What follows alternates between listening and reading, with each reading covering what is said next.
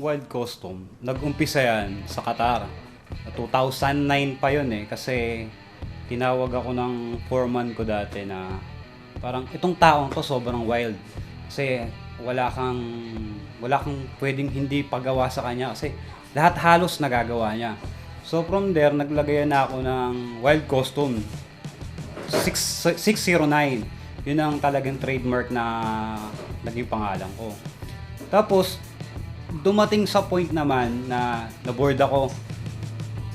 Sawa na sa factory, paulit-ulit ng trabaho, ganun. Pag may darating na from the engineering department, dadating sa akin, gagawin ko. So, nagsawa na ako sa ganun. Baga, nawalan ako ng challenge. Nung time na yon, parang ang daming mga katsara kung tawagin namin doon, mga katsara materials. Pagkatapos nun, eto na, nag-umpisa akong gumawa nito. Ayan. Nag-umpisa ako nito, gumawa ako ng mga mini model. Marami akong nagawa nito, yung iba pinamigay ko na eh. Kasi ang kalaban namin doon yung homesick, tinamahan talaga ako noon. Tapos to, gumawa ko niyan. Sa binuo ko na, may mga makina, kompleto, umaandar. Nagawa ko yan sa Qatar.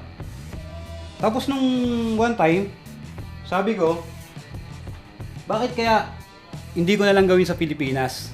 Uwi na lang ako sa Pilipinas. Yung miniature ko, ginawa akong totoo. So gumawa ako ng isa. Medyo sa umpisa nangangapa kasi ang gamit ko nun. Isang lumang welding machine, tsaka isang grinder, isang barena. Doon nagumpisa ang Wild Custom.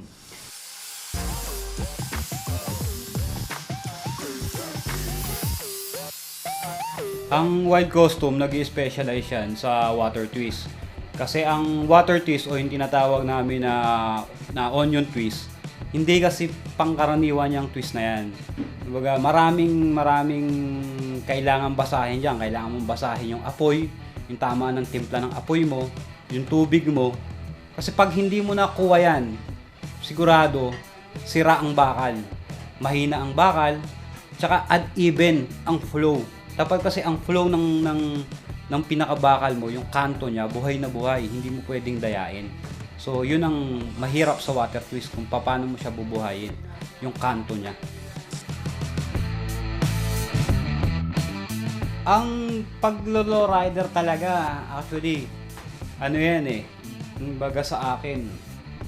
Ito, binubuo ko to dahil sa gusto ko yung ginagawa ko, yung trabaho ko. Hindi dahil ito lang yung lumalabas low rider. Nagkataon siguro na ito ang customer ko, low rider. Pero ang pinaka-passion ko is yung maglaro ko ng bakal, maglaro ko ng apoy, kung paano paganahin ng isip ko, yung ma-challenge ka sa mga bagay na natutuwa ka, hindi yung na-challenge ka sa bagay na naiinis ka. Kaya ang kasarapan nito, ginagawa mo yung gusto mo, na-challenge ka sa gusto mo kung ano pa ba ang kaya mo. Para sa akin, napakasarap ng pakiramdam pag may nakikita mong natatapos na ang isang bagay o isang obra, kung tawagin nga nila ang isang obra. Kasi nag-uumpisa yan sa bakal, sa wala. Pero pag yan ginamitan mo na ng utak, sinasabi ko nga, nagiging special siya. Ang Wild Custom, hindi naman ganun makikilala kung di dahil sa naging partner ko, yung Pinas Floridas. Kaya nagpapasalamat ako sa lahat ng membro ng Pinas Floridas kasi kung di dahil sa inyo, wala rin ng Wild Custom.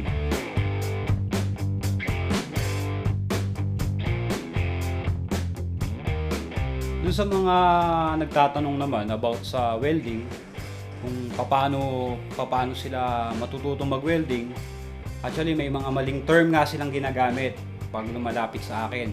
Sinasabi sa akin, Sir Wild, pwede nyo ba akong pagalingin mag-welding?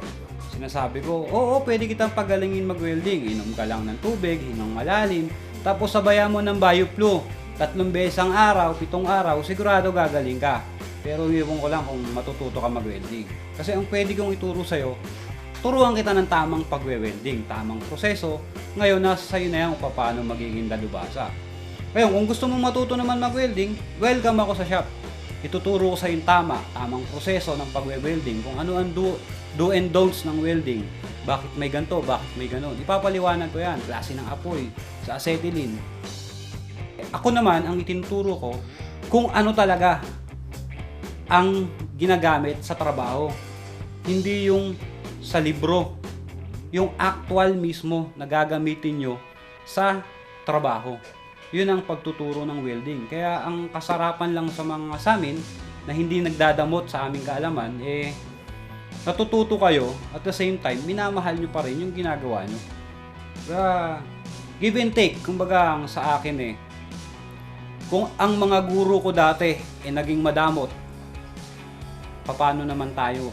Lahat tayo gunggong. So, kung ito lang siguro yung meron ako ngayon, yung kaalaman ko sa welding, ang kamay ko sa welding, handa akong ibahagi ito. Kung gusto nyong matuto, punta kayo sa akin sa shop.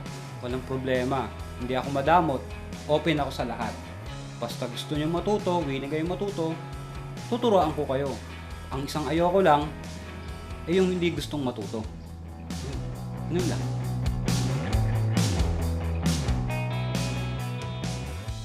Message ko sa sa mga builders. Siguro wag na kayong gumawa. Wag na lang. Ayos mahirap. Wag na. Kasi pag gumawa kayo, magkakaroon kami ng kalaban. Hindi. Joke lang. Ang message ko sa inyo, siguro bukod sa minamahal nyo yung ginagawa nyo, iwas lang kayo sa mga salitang okay na yan, tama na yan, pwede na yan. Dapat yun ang hindi nyo sinasabi.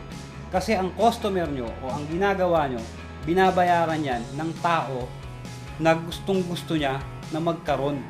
So dapat ipakita nyo naman, umisang kahit lugi ka, ipakita mo lang talaga kung ano ang kaya mong gawin. Higitan mo ang kaya mong gawin. Magkaroon ka ng malasakit sa ginagawa mo. Magkaroon ka ng pagmamahal sa ginagawa mo. Sigurado lahat ng gagawin mo gaganda. Itigil mo lang ang tama na yan. Huwag na, pwede na yan. Alisin mo na yung yan. Huwag ganun. Ayusin mo. Kailangan the best lagi ang papakita mo. Kung may 100%, gawin mo na 101% lagi.